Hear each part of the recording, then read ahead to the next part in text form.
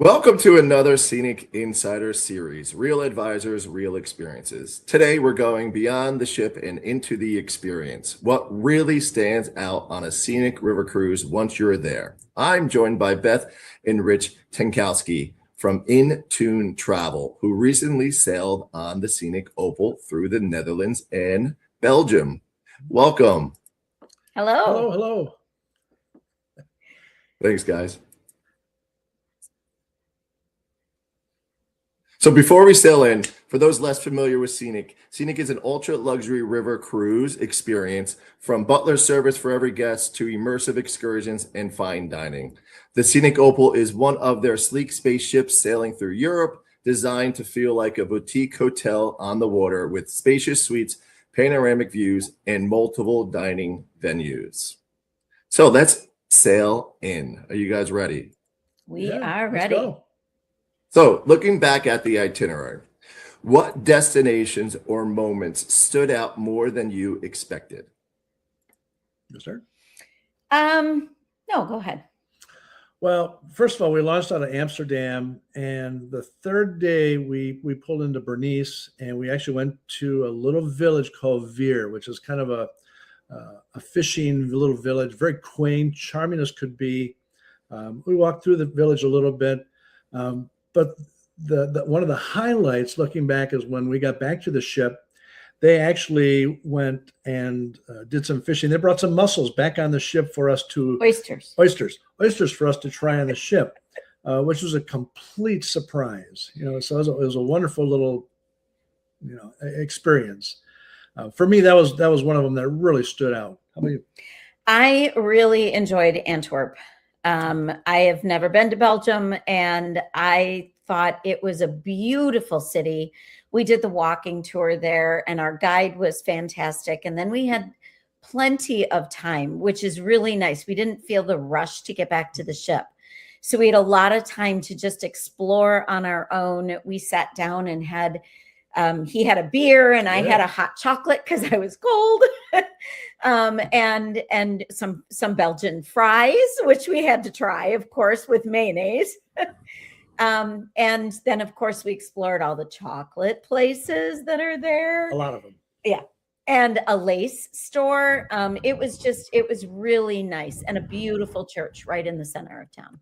The beauty of that is we pulled up right in the city center. So it was like a 2-minute walk right to where we wanted to get to. That was really nice.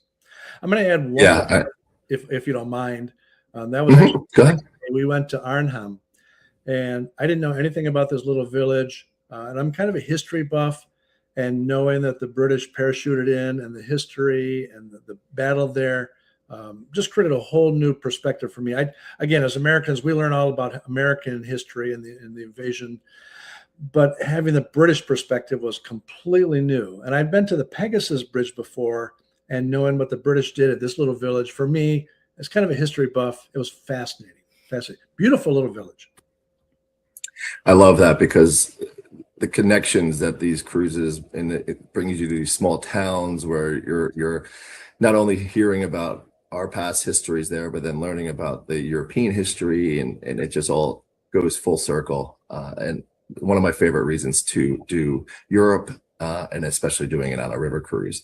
So you guys talked about so many amazing things, and were there any additional hidden gems that you want to talk about? I mean, I think you covered a lot, but was there anything else that you can share from this experience that you might say this was absolutely a hidden gem? Yeah, and I think we have two different options. Go ahead. We'll say them at the same time. Kuchenhof for me. Yeah. Kuchenhof was one, but I was going to say, and now I'm not going to be able to pronounce it properly, the Fabrique des Luminaires.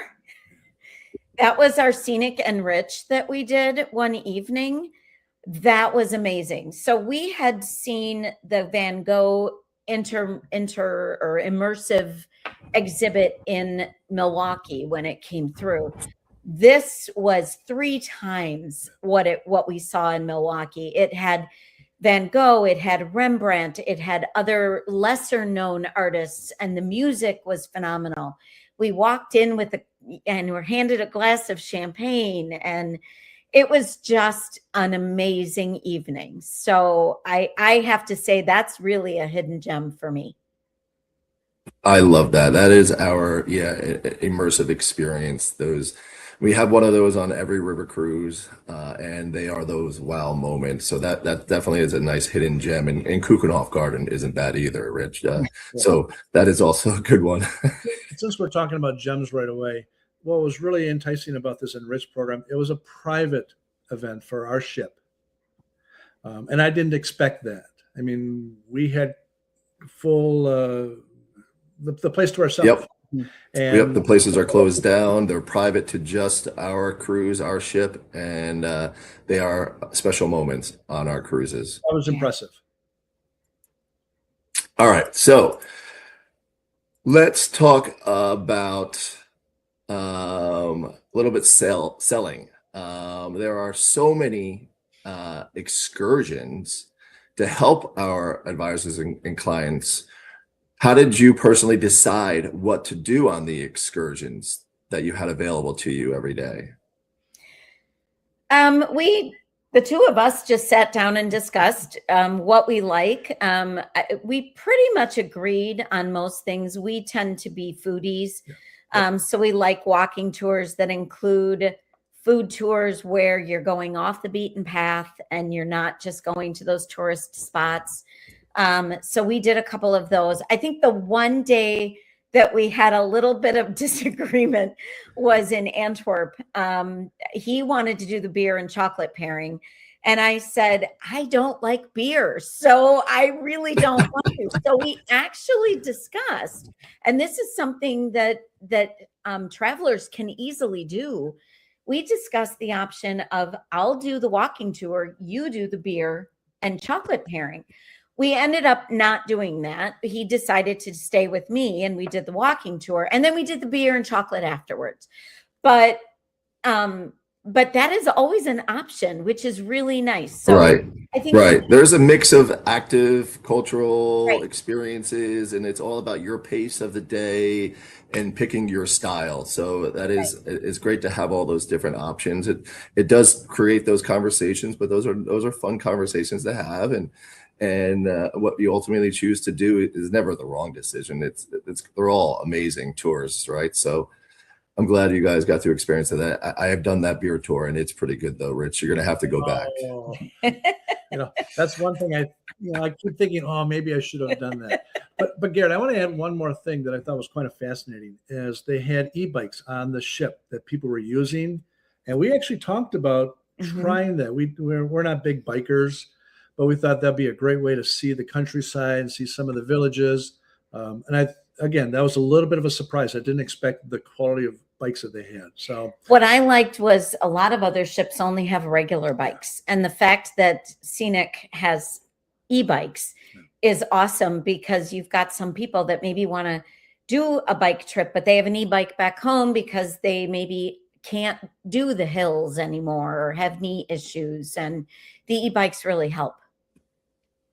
They are, and they're e-assist, so you can turn them on. You don't need to use it. You would, however you want to choose your bike ride experience. It could be just a normal 5-speed, 10-speed bike ride, or it could be an e-assist bike ride. And they are very, very popular, as you probably noticed. And so for anyone who's listening to this, make sure you do sign up early. When they become available to sign up, you do have to sign up on the ship. So guys, good excursions. Yes. Lots of them. Great. Yeah, I think you covered a lot, and I'm so excited about this, Beth and Rich. Thank you so much for sharing your experience. There's nothing better than hearing how these itineraries actually come to life once you're there. And for those listening, hopefully this gave you a clearer picture of not just where you'll go on a scenic river cruise, but how to make the most of every stop along the way. If this itinerary or river cruising in general is on your radar, now is a great time to start planning. The current insider sale is available for limited time with savings on this sailing and more through April 19th. Reach out to Beth, Rich, or your preferred travel advisor, or if you're an advisor listening, now's the time to start those conversations with your clients. Thanks for listening, and we'll see you on the next episode. Thank you.